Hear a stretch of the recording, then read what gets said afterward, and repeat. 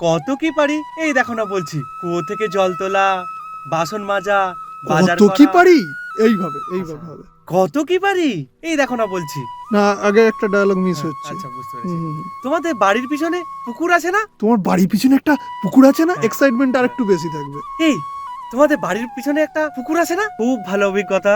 আমি চাই এর সঙ্গে থাকতে, এক্সট্রিম মাস্টার সঙ্গে কাজ করতে। রায়চরণের চরণ, যার ছোটবেলার রোলটা আমি করলাম, কবিগুরু রবীন্দ্রনাথ ঠাকুরের রায়চরণ আপনারা অবশ্যই শুনবেন। আমি প্রথমেই মানে ভয়েস ওভার করছি, স্ক্রিপ্ট পড়েছিলাম, যেটা শুনে মানে পড়ে আমার মনে হয়েছিল যে একটা ন্যাচারাল সাধারণ ব্যাপার।